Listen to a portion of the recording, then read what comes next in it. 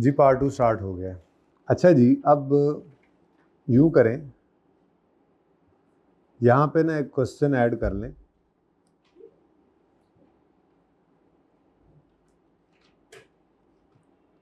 यह आपका पहला होमवर्क होगा।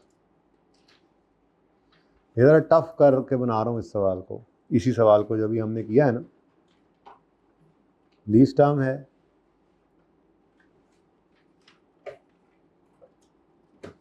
अब इसमें तो मैंने एक्सट्रैक्ट्स नहीं ना बनाए, आपको रिक्वायरमेंट के अंदर मैं एक्सट्रैक्ट्स भी आपसे बनवा लूँगा। और एक्सट्रैक्ट्स तो चले बनाए ना, नोट तो फिर खैर नोट भी वैसे ही बन जाता था, देख लेते हैं, ठीक है। उसके बाद फिर ये कल आके मैं करवाऊँगा। अब इसमें करना क्या है, 31 दिसंबर को छोड़ देना हमने, और फिर थोड़ा सा तंगी ज़्यादा होगी, लेकिन इससे थोड़ा निस्बतन आसान सवाल कोल लिमिटेड है, वो हम अभी कर भी लेते हैं क्लास में, ठीक है। लीज टर्म है जनाब 1 मई 2000, लीज कमेंसमेंट डेट है, बल्कि टर्म बाद में लिख लेते हैं। कमेंसमेंट डेट है 1 मई 2019। लीज टर्म है 4 साल।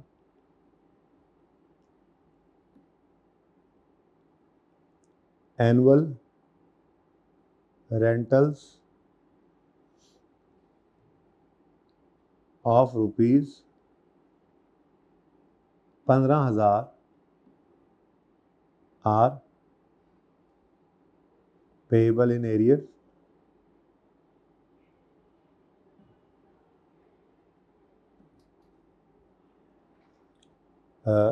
Rate implicit in the lease is 13%.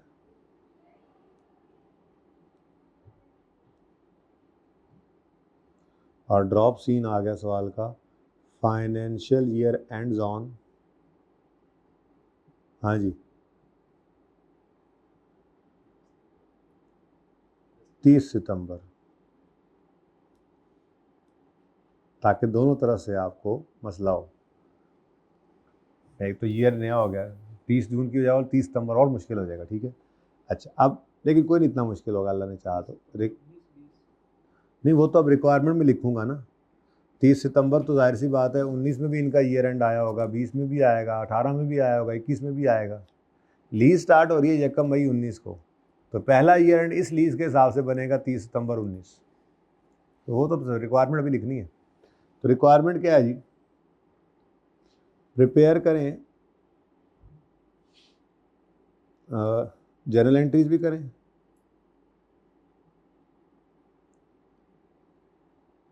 PNL बनाएं, बैलेंस शीट बनाएं,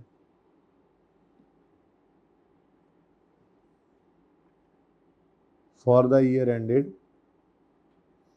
30 सितंबर 2019 एंड 20, ठीक है।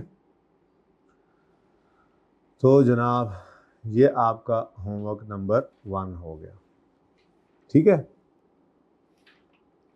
असल तो लड़ाई अब ये पढ़नी। अच्छा, अब जब जर्नल एंट्रीज करें ना, ये बात हमेशा के लिए अब याद रखें, जब तक आपको खुद मना ना कर दूं, जब जर्नल एंट्रीज करें, रिक्वायरमेंट को एक चीज़ होती है पर्चे में ना, जब जर्नल एंट्रीज करें तो उसको फिर छुपा देना है आपने। उनको 2 साल की एंट्रीज एक समय में मेरे ख्याल में होंगी, उनको छुपा के फिर वर्किंग से डायरेक्ट आपने एक्सट्रैक्ट्स बनाने हैं, ठीक है। ओके, नोट तो बहुत आसान है, इसलिए उसकी बात अभी रहने दें, वो रहने दें। चलें जी, आ जाए अब कोल लिमिटेड पे। ये नोट हो गया ना सबका।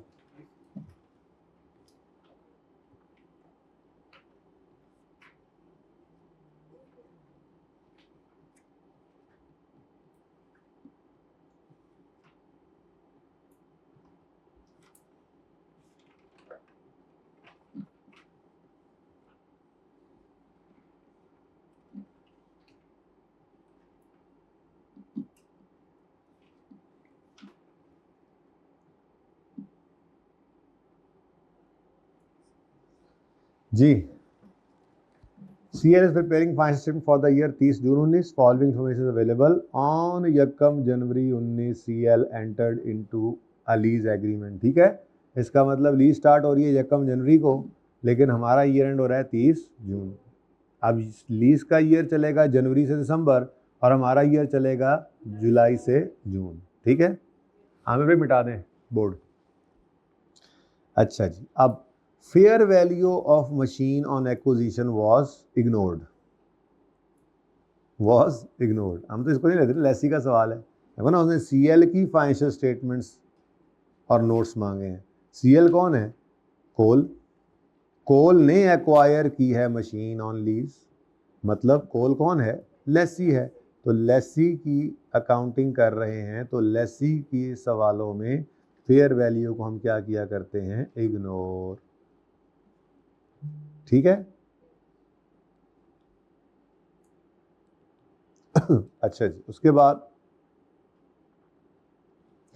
CL incurred initial direct cost of, लो जी आ गया वो जिसका आपको इंतजार था, आईडीसी। अब आईडीसी के आने पे हमें कोई टेंशन नहीं है, क्योंकि हमने आईडीसी की तैयारी पहले से ही कर रखी थी। अब पेपर के अंदर आ जाएगा सवाल में तो कोई मसला नहीं। Current CL incurred IDC cost of 5 million and received lease, हाँ ये नई चीज़ आ गई। अब आईडीसी का क्या करना है? आईडीसी लीज पेमेंट में ऐड करते हैं ना, वर्किंग 1 में लीज पेमेंट में ऐड करेंगे जी? नहीं, वो वर्किंग 2 में अमॉर्टाइजिंग स्केड्यूल में आती है जी? नहीं, हाँ जी। तो उसकी बहरहाल जर्नल एंट्री होगी बारों बार। जाग रहे हैं ना सारे? तो ये आईडीसी है और इसी के दो और दोस्त, इंस्टॉलेशन और पीवी ऑफ डिसमेंटलिंग। याद रखना, किसी वक्त लिखवा भी दूंगा, फिलहाल सिर्फ याद करें, हर रोज 1-2 दिन कहते रहेंगे ना, फिर कहीं लिख भी लेंगे।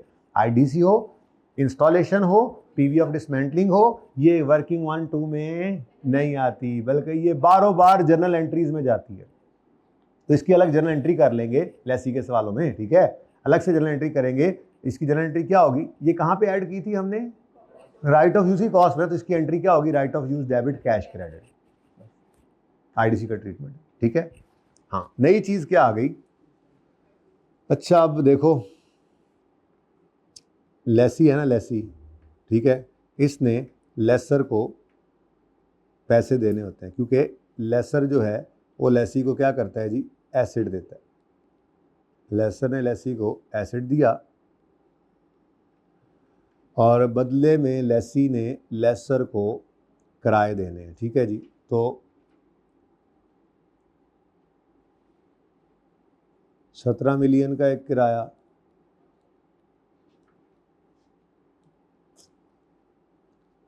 17 का एक किराया, फिर दूसरा किराया भी 17 का। कितने किराए हैं हमारे सवाल में? देखो ज़रा आगे नज़र मार लो थोड़ी सी, कोई बात नहीं। लीज टर्म इज़ 4 ईयर्स ना जी, ठीक है। तो 2 किराए, फिर 3 किराए और 4 किराए, ठीक है जी।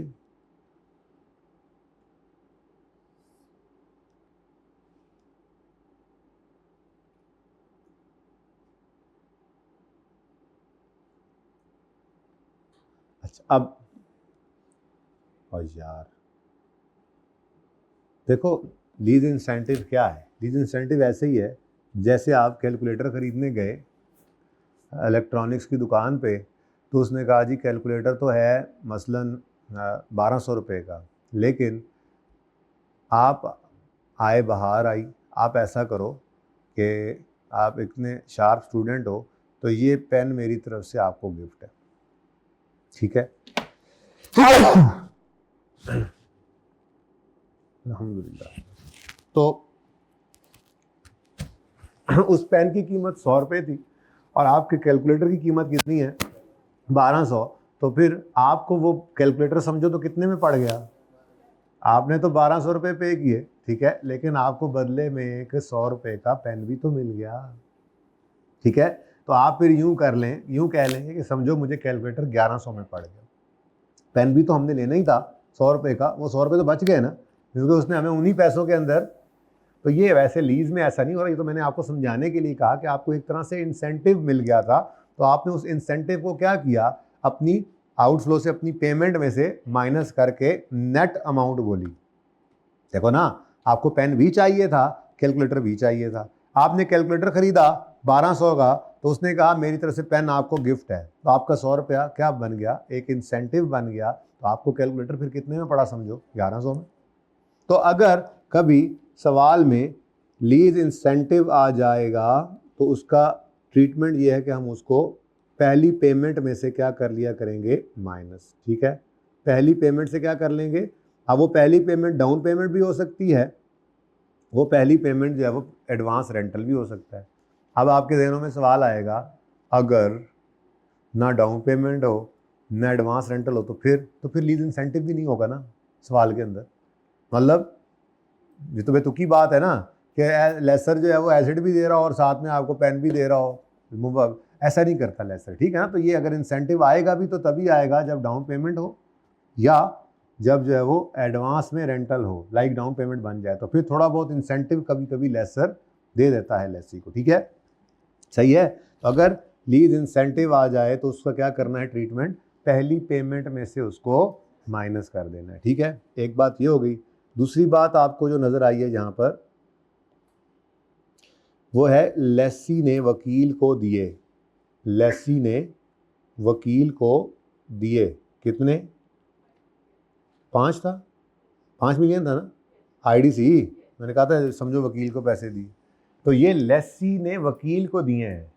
इसीलिए मैंने आपको कहा आईडीसी कभी वर्किंग 1 वर्किंग 2 में नहीं आएगा। वर्किंग 1 क्या सबसे पहले लिखते हैं उसके अंदर, वर्किंग 1 में क्या लिखते हैं सबसे पहले, लीज पेमेंट। क्या लिखते हैं जी, लीज पेमेंट। लीज पेमेंट का मतलब क्या है, हर वो अमाउंट जो लेसी से लेसर को जानी है वो लीज पेमेंट में शामिल होती है। लीज पेमेंट के फॉर्मूला में आईडीसी की कोई जगह नहीं है, क्योंकि वो हमने किसको पे किया है, वो लेसी ने लेसर को पे नहीं की है, वो लेसी ने वकील को पे की है। इंस्टॉलेशन अगर करनी पड़े, हमने जो एसिड लिया है उसको, वो हमने लेसर को पे नहीं करनी होती, बल्कि वो हमने मिस्त्रियों को, मजदूरों को, इंजीनियर्स को पे करनी होती है। डिसमेंटलिंग भी कब जब करनी होगी तब भी किसको पे करेंगे, उन्हीं मजदूरों को जिन्होंने डिसमेंटल करना है। तो इसीलिए आईडीसी हो, पीवी ऑफ डिसमेंटलिंग हो, इंस्टॉलेशन हो, ये कभी भी आपकी वर्किंग 1 वर्किंग 2 में नजर नहीं आएंगी, बल्कि बारों बार जनरल एंट्रीज में जाएंगी। ठीक है, क्योंकि लेसी को नहीं दिए ये 5 रुपए, लेसर को नहीं दिए लेसी ने ये 5 रुपए, बल्कि किसको दिए हैं, कि थर्ड पार्टी को। तो लीज पेमेंट का फॉर्मूला में तो फिर ये नहीं आ सकती। लीज पेमेंट का मतलब ही क्या है, वो हर वो अमाउंट जो लेसी से लेसर को, टर्मिनेशन पेनल्टी किसको पे कर रहा था, तो फिर लीज पेमेंट में आया था। परचेज ऑप्शन प्राइस किसको पे करेगा, तो फिर वो आएगा। ठीक है, अभी तक जो पढ़ा हुआ सिर्फ उसको बोलते हैं। ओके, तो यहां पे आपने फिर लिख लिया अपने पास, आईडीसी का ट्रीटमेंट भी लिख दिया। ऐसे करके लिख दो ना कि ये कहां जाएगा, बारों बार जनरल एंट्रीज में। ठीक है, और या यूं भी लिख लें, वर्किंग 1 या 2 में कभी नहीं जाएगा।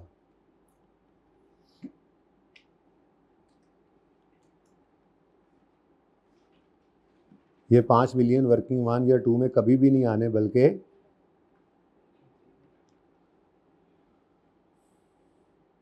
बल्कि ये क्या हो गया जी, बारों बार जर्नल एंट्रीज।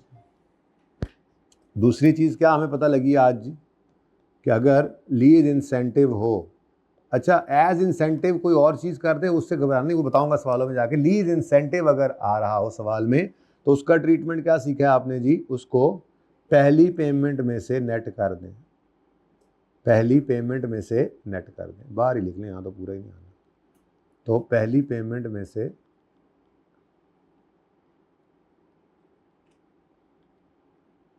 पहली पेमेंट से नेट कर दें।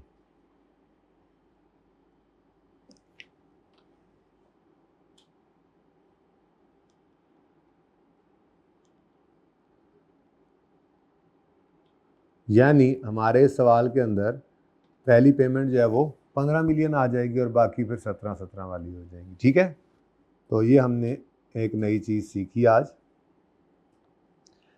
वैसे तो नोट नंबर 2 हमारा बन गया और मैंने यही बात लिखवानी है, लेकिन मेरे ख्याल में फिर याद करा देना, बल्कि याद क्या कर, बड़ा सारा सफ़र है, फिर याद करवा देना, वो नोट 2 वहाँ पे लिख लेंगे। ठीक है, सही है।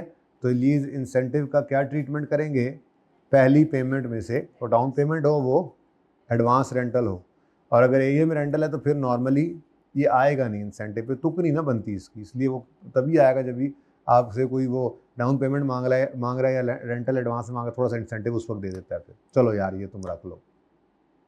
ठीक है, अच्छा अब लीज एग्रीमेंट, अच्छा CL incurred IDC 5 million, bar general entries, and received lease incentive of 2 million, तो इसको 17 में से माइनस कर देंगे, पहली पेमेंट में से माइनस कर देंगे। Lease term is 4 years and useful life is 10 years. अब सवाल के अंदर डिपेंड करता है, ओनरशिप विल ट्रांसफर वाला केस हुआ तो 10 साल पे करेंगे डेप्ट, ना हुआ तो शॉर्टर पे, जो कि फिर 4 है, यानी लीज टर्म, ठीक है। अच्छा, उसके बाद इंस्टॉलमेंट है जी 17 मिलियन की, to be paid annually in advance, तो एडवांस है तो इसीलिए पहली पेमेंट में लीज इंसेंटिव मिल गया और हम उस लीज इंसेंटिव को क्या करेंगे, माइनस कर देंगे। इम्प्लिसिट रेट है 15.06%।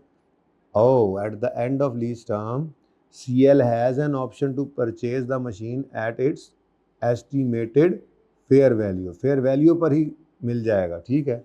अब वो फेयर वैल्यू से कम पे भी मिले, ज़्यादा भी मिले, हमने तो सवाल में देखना होता है कि लेसी की क्या नीयत है, नियतों, अमाल का दारोमदार नियतों पर है ना, ऐसे ही ये सारी अकाउंटिंग का दारोमदार भी लेसी की नियतों पर है। इट इज़ ओ नॉट, ध्यान से पढ़ना, रीजनेबली सर्टन को उन्होंने बोल्ड किया हुआ है, धोखा ना खा जाना। It is not reasonably certain that CL will exercise this option, इसका मतलब है PO को इग्नोर कर दें। लीज पेमेंट का फॉर्मूला है down payment plus rental plus PO if it is reasonably certain that lessee will exercise, यहाँ क्या कह रहा है, it is reasonably certain that lessee will not exercise, तो फिर इसको छोड़ दें, ठीक है, इसको छोड़ दें। और साथ ही ये भी पता लग गया कि ओनरशिप विल नॉट ट्रांसफ़र वाला केस है, ठीक है ना जी, ओनरशिप विल नॉट ट्रांसफ़र है तो फिर आपने डेप्रीशिएट भी किस पे करना है।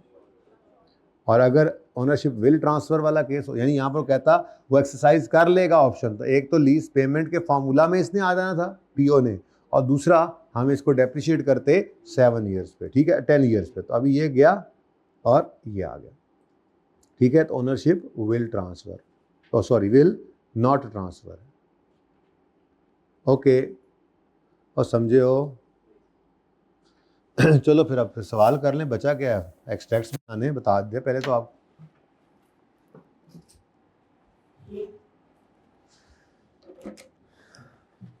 जी, तो 1 जनवरी 19 से लीज स्टार्ट हो रही है।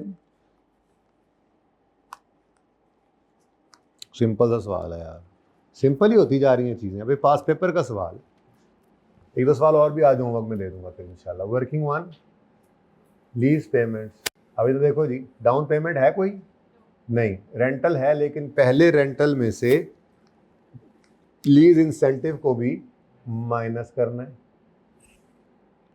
ठीक है। फिर दूसरा रेंटल है, फिर तीसरा है, फिर पैसे अलग अलग लिख दी जरा मैंने, याद रह जाइए, ठीक है। कितना आ गया जी, 66 मिलियन, ठीक है। अब present value of lease payments निकालते हैं, तो उससे पहले मेरा मशवरा हमेशा आपको यही हुआ करता है, वर्किंग 2 पहले ओपन कर लिया करें। तो डेट, इंस्टॉलमेंट्स,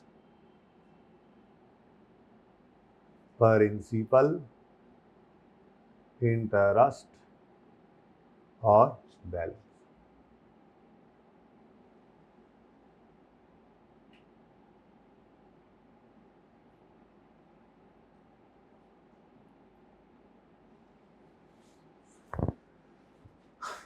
यकम लीज लीज लीज, हमने ईयर एंड नहीं देखना, लीज का ईयर एंड देखें। यकम जनवरी 2019, पहली लाइन खाली और फिर पहला रेंटल आ गया। अब पहले रेंटल के अंदर 2 चीज़ें हैं, 17 और फिर प्लस की बजाय -2, तो ये यहाँ पे वर्किंग छोटी सी हमने शो कर दी। तो लीज इंसेंटिव का ट्रीटमेंट आपको मैंने बता दिया, ठीक है जी। ये कितना आ गया जी, 15, इसको डिस्काउंट नहीं करना होता ना, ठीक है।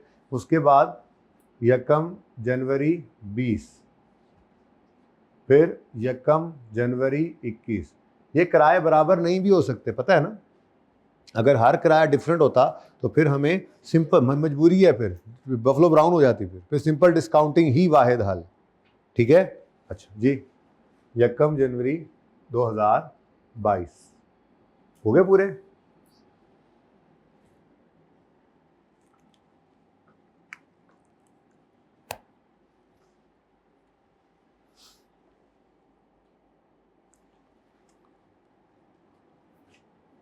अब 15 अपनी जगह कायम,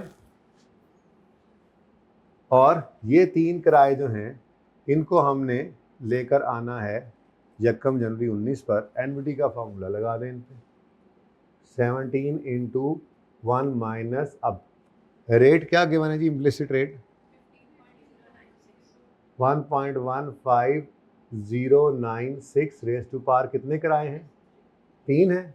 डिस्काउंट होने वाले तो 3 है ना, टोटल 4 किराए थे, लेकिन एक तो एडवांस वाला है, तो इसलिए एनवीटी के फॉर्मूला में तो ये अगले 3 है।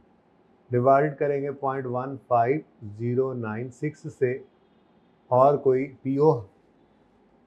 पीओ है कोई? परचेज ऑप्शन था सही, लेकिन वो कह रहा है मैंने नहीं एक्सरसाइज करना, तो फिर इसलिए उसको नहीं लेना, अज्यूम नहीं करें कि ये 0 ही है जी, हैं? फिर ऊपर गलत होगा अगर ये 153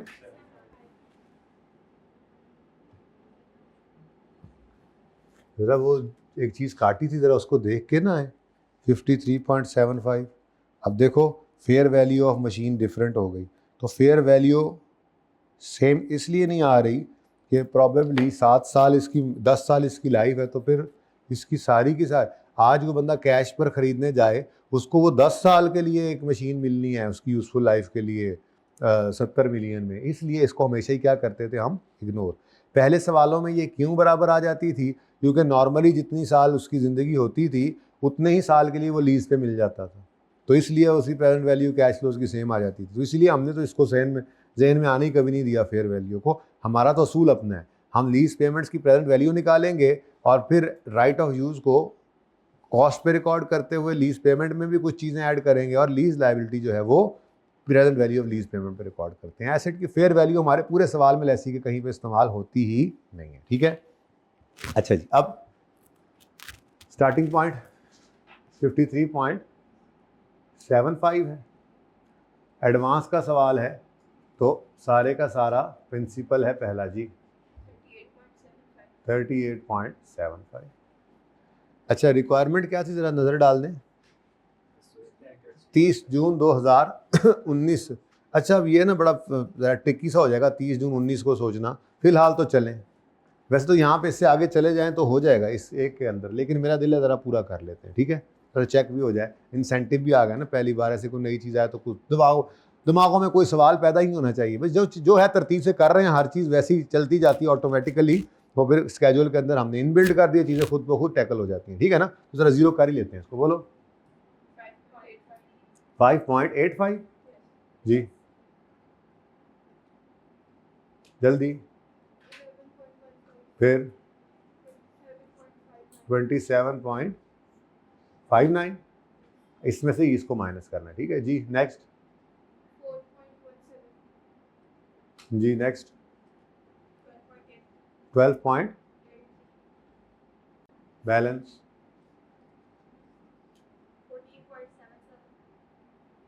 14.77 जी। नेक्स्ट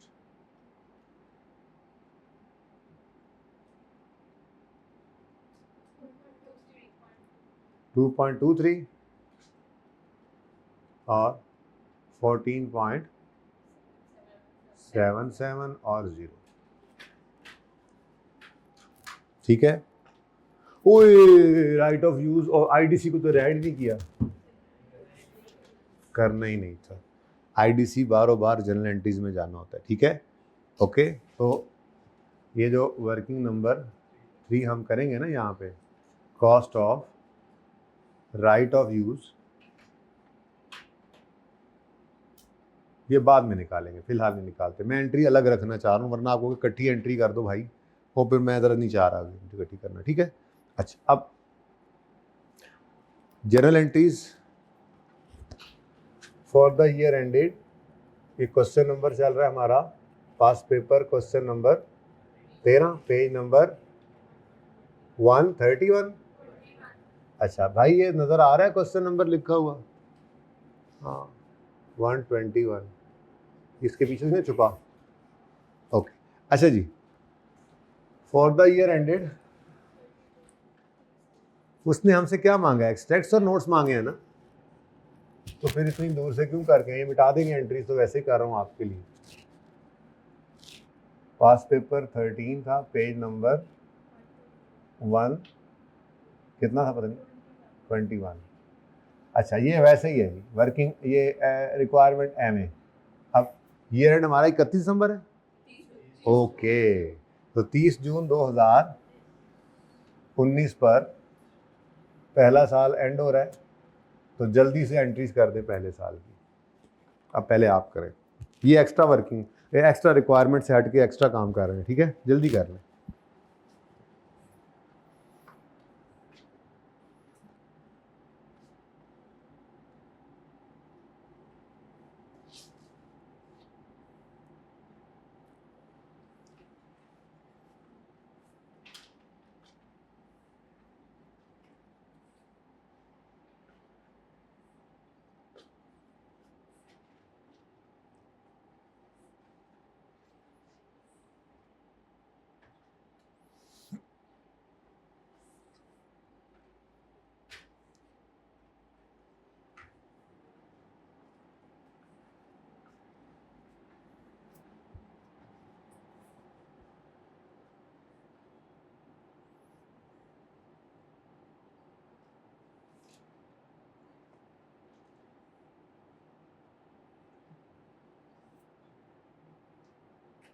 बच्चों कोई है जो कर चुका हो एंट्रीज?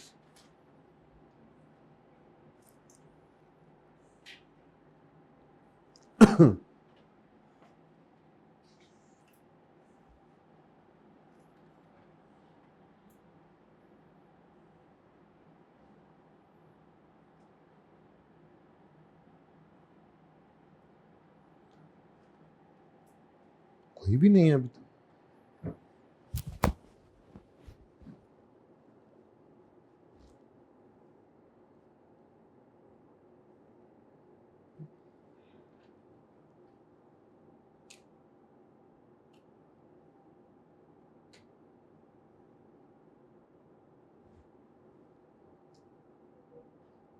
डन। और जी 2 3 चलें तो देखें जी, मिलके कर लेते हैं। यकम जनवरी 2019 है, right of use asset debit, lease liability credit, PV of LP क्या है जी 53.75। चलो अगली एंट्री अलग करना चाह रहा हूँ, ज़रा याद कराना चाह रहा हूँ। फिर अगली एंट्री होगी right of use debit cash credit IDC.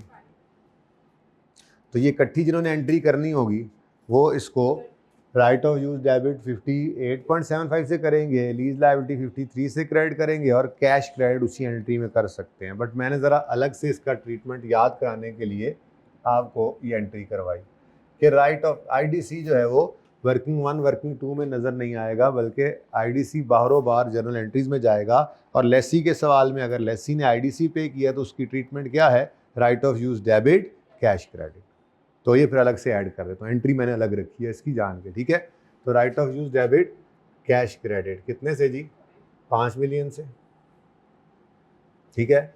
उसके बाद cost of right of use जरूरत पड़ेगी तो निकाल लेंगे, ठीक है। देन जी 15 रुपये की एंट्री होगी, एडवांस में हो रही है तो यकम जनवरी 19 पर ही बोलें जी लीज लायबिलिटी डेबिट और कैश क्रेडिट 15 मिलियन से। और फिर फिंगर थंब अप्रोच आई, उसने हमें बताया कि यकम जनवरी 19 से 31 दिसंबर 19 तक का इंटरेस्ट ये बनता है। हमें इसमें से चाहिए यकम जनवरी 19 से 30 जून 19 तक का, तो ये 12 महीनों का इंटरेस्ट है, हमें इसमें से 6 महीने कशीद करने हैं। तो फिर 30 जून 2019 पर depreciation expense debit, sorry interest वो भी होनी थी, खैर चले इंटरेस्ट एक्सपेंस डेबिट। अब टोटल इंटरेस्ट कितना है जी 5.85, ये पूरे साल का है हमें चाहिए।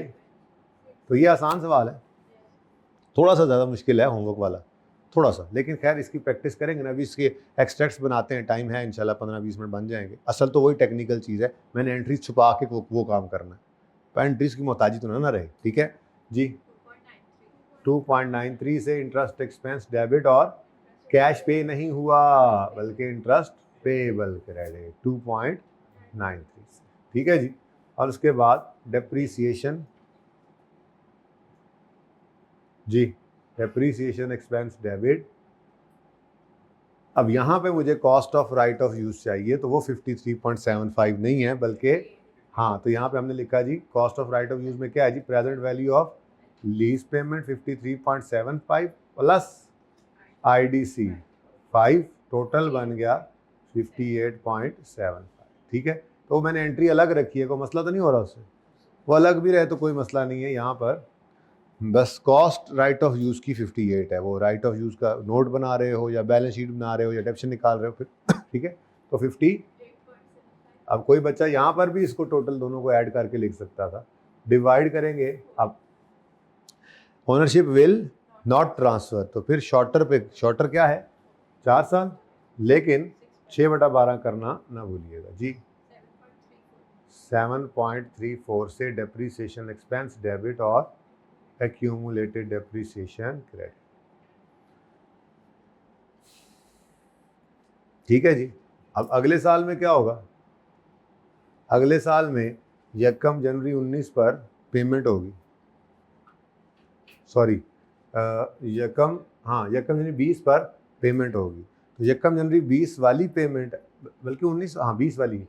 अब इस पेमेंट के अंदर पेमेंट तो 17 मिलियन की होनी है, 30 जून 20 वाले साल में पेमेंट हो जाएगी ना, 1 जनवरी 20 से पहले आता है, तो ये पेमेंट होनी है जिसमें ये प्रिंसिपल अमाउंट होगी, लेकिन इस 585 में 6 महीने का इंटरेस्ट पहले रिकॉर्ड कर लेना, बाकी पेएबल कर दूं एंट्री, समझ आ रही है, कर दें, क्यों कर दूं, रिक्वायर्ड नहीं था ये, ठीक है कर दें, ये कोई रिक्वायरमेंट नहीं थी, ये सिर्फ आप लोगों के लिए मैंने ज़रा कर दी एंट्री। ठीक है, चलें आप एक्सट्रैक्ट्स बनाएं, उन्होंने सिर्फ बैलेंस शीट कही है तो दोनों ही बना दे, PL भी बनाए बैलेंस शीट भी बनाए, जल्दी करें, फिर नोट भी बनाना है, हरी आप, योर टाइम स्टार्ट्स नाउ, पहले आप करें, मैं ये एंट्रीज मिटवा रहा हूँ आमिर भाई से, बस स्केड्यूल पे रखें आमिर भाई। और आपने डिस्क्लोजर, आप सवाल की रिक्वायरमेंट देखें 30 जून 2019 पर, नहीं उधर ही रखें, स्केड्यूल रखें, स्केड्यूल पे रख लेना, स्केड्यूल ये साइड वाली जो वर्किंग 1 2 नहीं लिखी हुई, हाँ वो परली साइड जो है ना वो मिटा दें।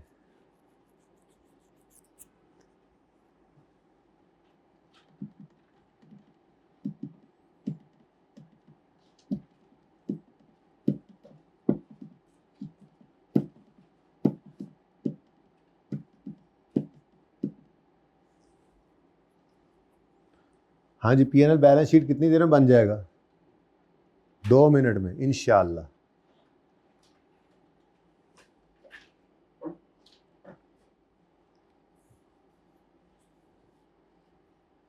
पास पेपर का सवाल है।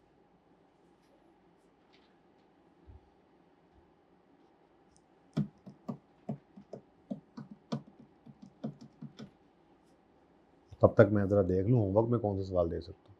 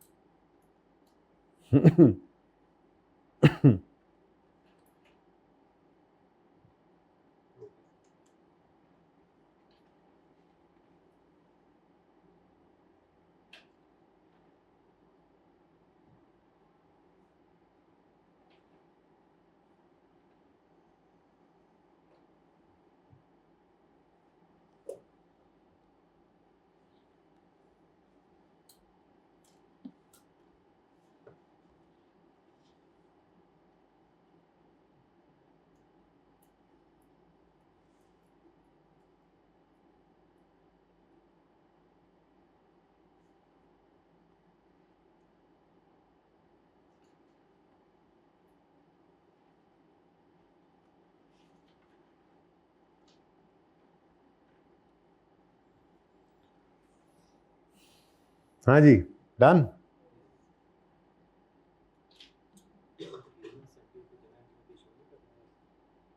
है। सवाल कौन सा, लीज इंसेंटिव कहीं नहीं शो करना जी, जो शो मारनी थी वो हमने मार ली, ठीक है। अच्छा ले जी, अब एक्सट्रैक्ट्स बनाते हैं जी। नाम है इसका CL, statement of comprehensive income के एक्सट्रैक्ट्स नॉट रिक्वायर्ड, पर बना रहे हैं ज़रा हम।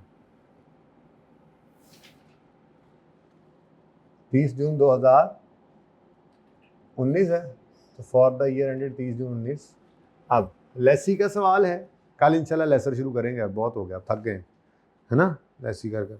लेसी का सवाल है, नॉर्मल लीज है, तो इंटरेस्ट और डेप्रिसिएशन आएंगे P&L में, और बैलेंस शीट के अंदर बोलो राइट ऑफ यूज़ की बुक वैल्यू आएगी, और क्या आएगा, लीज लायबिलिटी, नॉन करंट में या करंट में, दोनों में। अच्छा, और क्या आएगा, अगर एडवांस का सवाल हो तो आता है इंटरेस्ट पेबल, ये तो एडवांस का ही है। अच्छा, एडवांस का ना भी होता, एरियर का भी होता, तो चूंकि हमारा फाइनेंशियल ईयर और लीज का ईयर बराबर नहीं है, सेम नहीं है, तो इंटरेस्ट पेबल ने फिर भी आना है, ठीक है। एज ऑन 30 जून 2019, तो नॉन करंट एसेट्स में राइट ऑफ यूज ने आ जाना है, और नॉन करंट लायबिलिटीज और करंट लायबिलिटीज। अब ये पास पेपर का सवाल कर रहे हैं आप, तो यही पर्चे में आना है, ये पर्चे ही है, ठीक है। अब आसान काम पहले कर लें, डेप्रिसिएशन आसान है, राइट ऑफ यूज कॉस्ट को पकड़ें, और पूरा सवाल आपने देखा। अब सवाल देख रहे हैं ना, असल में तो आपने एंट्रीज की नहीं होनी, आप सवाल देख रहे होंगे। आपने कहा जी ओहो ओनरशिप विल नॉट ट्रांसफर है, तो फिर शॉर्टर ऑफ यूजफुल लाइफ और लीज टर्म, तो किस पे अमोर्टाइज कर लें, डेप्रिसिएट कर लें, 4 साल पे। तो बस ये यहाँ पे जो वर्किंग लिख रहे हैं, तो ये स्टैंडर्ड की ट्रीटमेंट ही बताइए आपने, तो डेप्रिसिएशन एक्सपेंस है जी। अब cost of right of use है 58.75, वर्किंग नंबर 3 से पकड़ा आपने इसको, डिवाइडेड बाय 4 ईयर्स, लेकिन 6/12 करना मत भूलिएगा जी। 7.34, सिर्फ एक ही साल के एक्सट्रैक्ट उसने मांगे, वही पहला साल। मज़ा आए जब बीच में कोई दूसरा तीसरा साल हो, मज़ा तो तब आएगा। वो जो मैंने आपको 4A लिखवाया देखें, उसमें मैंने पहले साल के का ही मांगा है आपसे, या दूसरे तीसरे का मांगा हुआ है, जाके देखें सवाल। लीज कमेंस हो रही है कब, लीज कमेंस कब हो रही है, 1 मई 19 पे, और पहला ईयर एंड कब हो रहा है, 30 सितंबर। मैंने किस वक्त की बैलेंस शीट मांगी है आपसे, ओहो सिर्फ 20 की डायरेक्ट मांगता। चलो खैर कोई बात नहीं, बता रहा हूँ, खतरनाक हो जाता सवाल ज़्यादा अगर यहीं पर उसने एक्सट्रैक्ट्स मांगे होते 21 के, ठीक है, 30 जून 21 के, तो फिर ज़रा ध्यान से देखना पड़ता है, लेकिन कर लेंगे इंशाल्लाह मैनेज, मसला नहीं है। अच्छा जी, करेंगे, सवालों में भी करेंगे ही। फिर राइट ऑफ यूज़ में, राइट ऑफ यूज़ एसेट की बुक वैल्यू आनी है, तो फिर 58.75 तो आ गया वर्किंग नंबर 3 से, और डेप्रिसिएशन ये यहीं से उठा लो 7 जी बुक वैल्यू,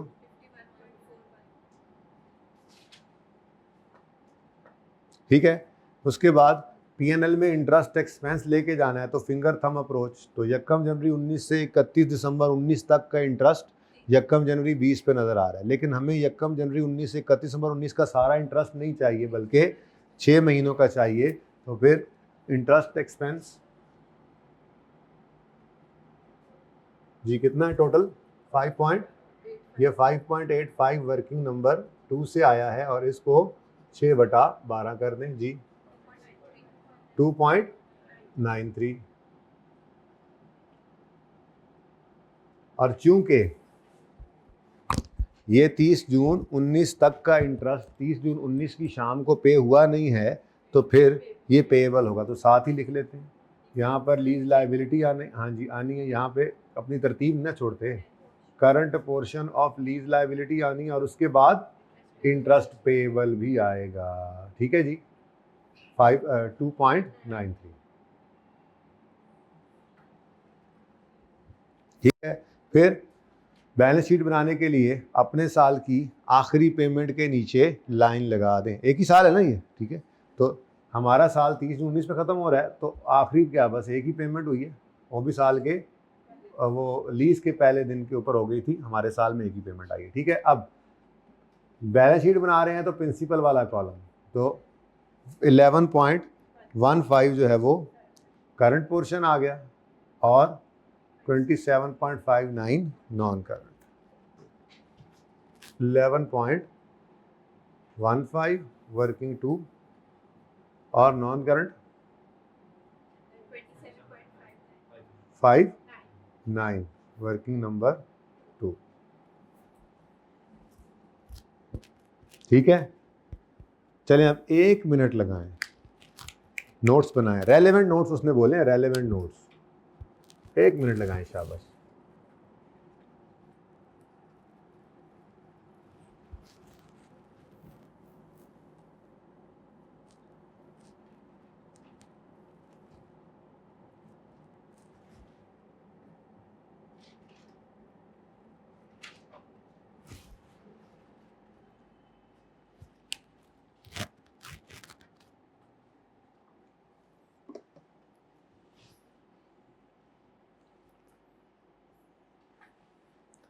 नोट बनेंगे कितने? 1 2। राइट ऑफ यूज और लीज लाया। चले जल्दी जल्दी बनाए, मैं ज़रा फॉर्मेट बना लूँ तब।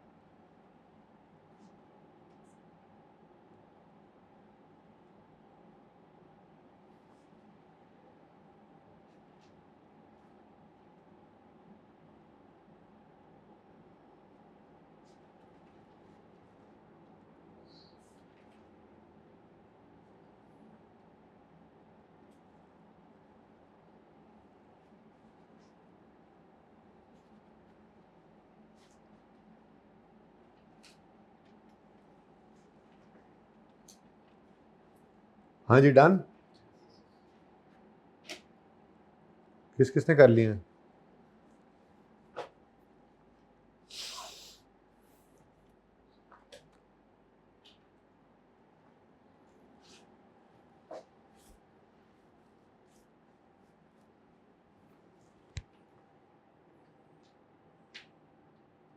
बस करें जी, फिर अब बहुत हो गया। नोट बनेंगे 2। Right of use very simple, opening में कुछ भी नहीं था और एडिशन हुआ, इस साल ही लीज पर एसेट लिया है, तो ओपनिंग आ गया 0 और एडिशन 58.75 वर्किंग नंबर 3 का रेफरेंस देंगे यहाँ पे, तो ये 58.75 ही क्लोजिंग आ गया। फिर डेप्रीसिएशन ओपनिंग थी कोई नहीं, फिर 7.34 की डेप्रीसिएशन आई, यही अक्यूमुलेटेड डेप्रीसिएशन बनी, और 51 पॉइंट वो उधर भी मैच कर गया एक्सट्रैक्ट्स के साथ में। नोट बनाने के लिए वही लाइन ही चाहिए हमें, वो जो बैलेंस शीट बनाने के लिए हमने लगाई थी। अगर इसी साल का नोट बनाना है तो बस देखेंगे किसको खड़े होकर, इंस्टॉलमेंट वाले कॉलम। तो हम खड़े हैं यहाँ पे 30 जून 2019 में खड़े होकर, 1 साल के अंदर अंदर ये, 1 साल के बाद 2 साल के अंदर अंदर ये, 2 साल के बाद 3 साल के अंदर अंदर जी, सिंपल। तो बड़ा आसान सा काम था ना। ओहो सॉरी, लिखा ही नहीं। The company has entered into a lease agreement as a lessee. Rentals are payable annually in advance.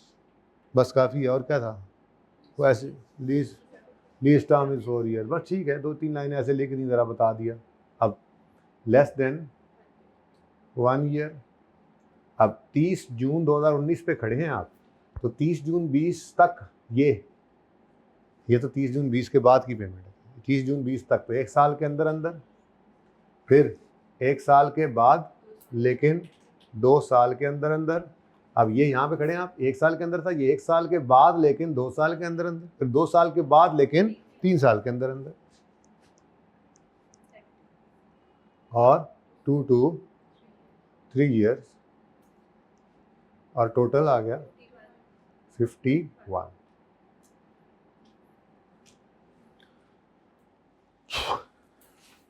ठीक है जी, चल अब ज़रा 2 सवाल और होमवर्क में ले लें। पहले लाइन लिखवाऊँ, पहले होमवर्क लो फिर लाइन लिखवाऊँगा, लेकिन भूलना नहीं है, इसको लिखवानी है मुझसे अभी, फिर ही जाना है, ठीक है, ताकि वहाँ पे, वरना कोई बात नहीं, उसने बहरहाल अल्टीमेटली फिर किसी ना किसी दिन खुलना ज़रूर है, क्योंकि अभी मैंने ओनरशिप विल नॉट ट्रांसफ़र के केस के अंदर लीज पेमेंट का फॉर्मूला आपको नहीं लिखवाया, वो भी लिखना है, वो कल जीआरई पढ़ेंगे तो उस सफ़े पे जाना ज़रूर है, बार अभी भी चले जाते हैं, फिलहाल तो इधर आओ, ज़रा ध्यान से अब होमवर्क लेना, ध्यान से। पास्ट पेपर 16 का पार्ट 1 पढ़ना है, लेकिन आपने इसकी रिक्वायरमेंट नहीं पढ़नी, ठीक है, आपने रिक्वायरमेंट में लिख रहा हूँ, वैसे रिक्वायरमेंट वही है जो नीचे लिखी हुई है, पर वो पूरे सोल्यूशन मतलब नहीं देख सकते ना आप, क्योंकि इसमें 2 लीजेज हैं,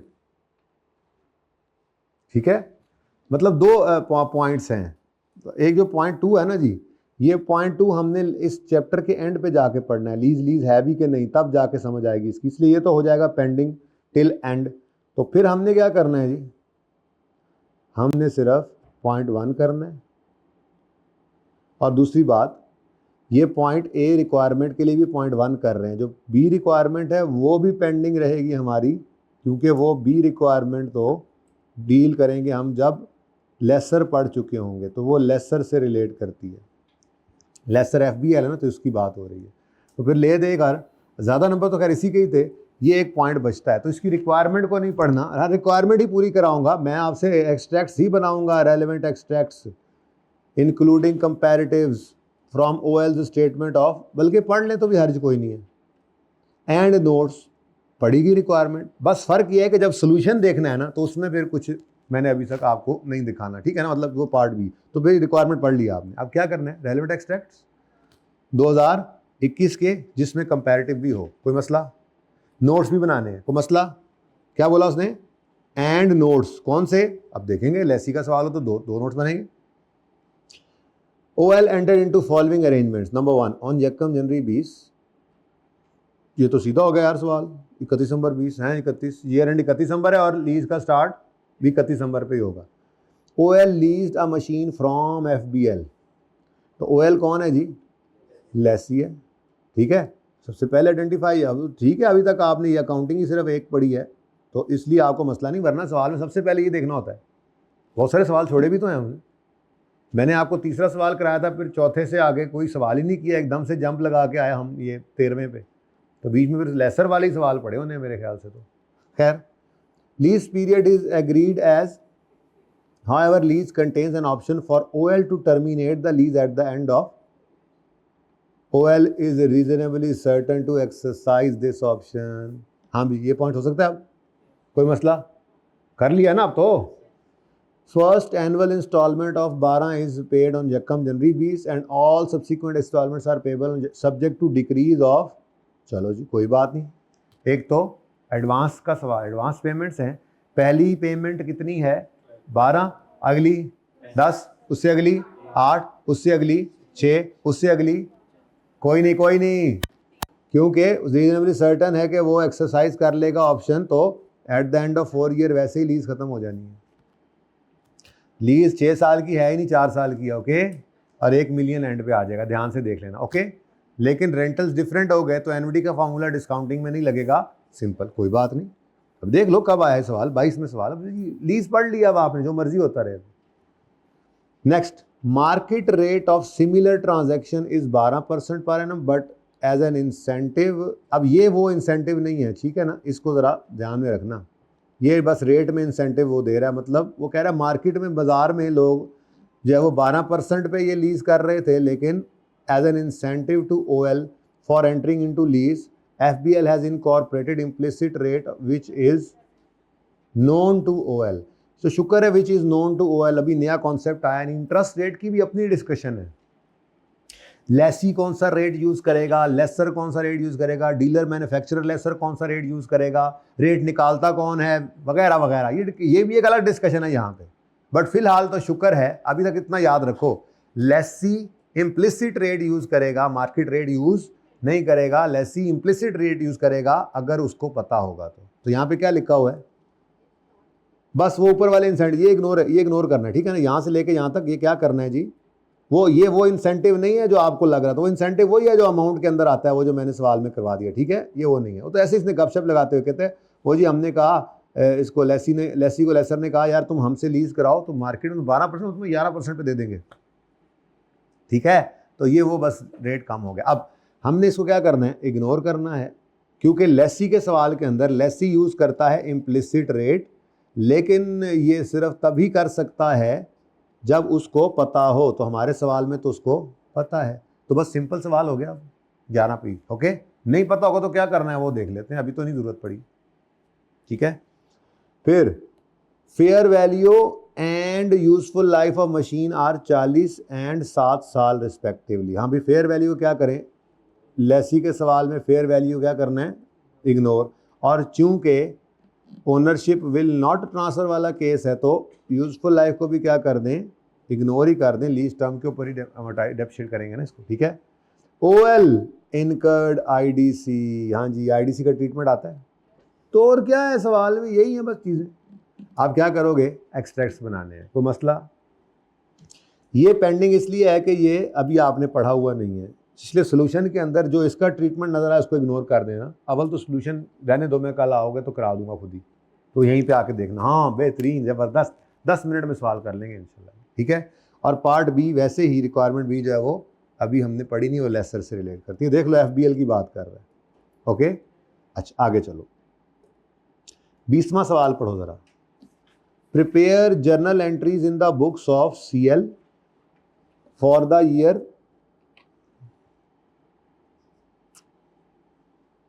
पढ़ो तुसी तो पढ़ो,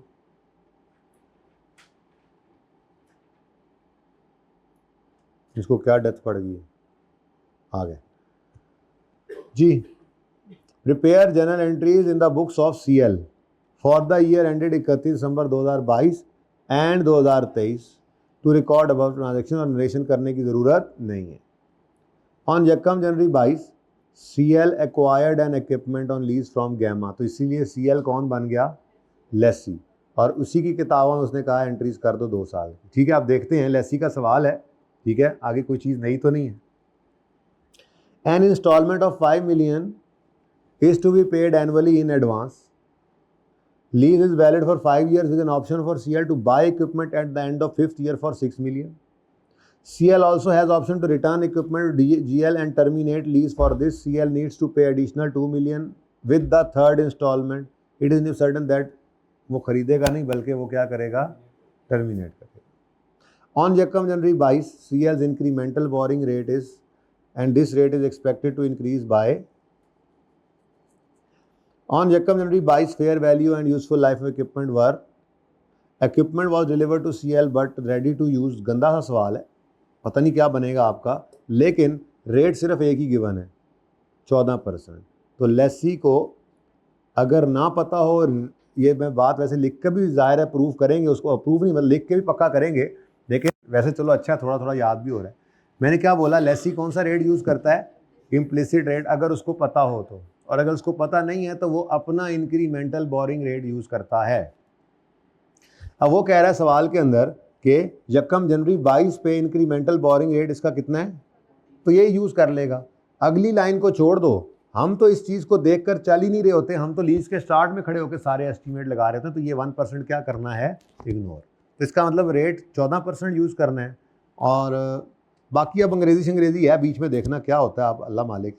इक्विपमेंट जो है वो डिलीवर हुआ है 1 जनवरी 22 को, लेकिन रेडी टू यूज़ हुआ है, अब पता नहीं डेप्रीसिएशन में आप क्या करते क्या हैं आप, ये तो आपको देखना पड़ेगा। तो यानी एक टफ सवाल आ गया, तैयारी इतनी नहीं कराई थी उस्ताद ने, कॉन्सेप्ट दिए हुए थे लेकिन पर्चे में टफ सवाल बन गया, तो कोई नहीं, ट्राई करेंगे, क्या ख्याल है, करेंगे ना इंशाल्लाह। और वो लाइन इंशाल्लाह कल लिखेंगे, जो ये है लाइन क्या है, अगर लीज इंसेंटिव आ जाए तो उसको पहली पेमेंट में से नेट कर देना, ठीक है। ओके जी, अल्लाह हाफ़िज़।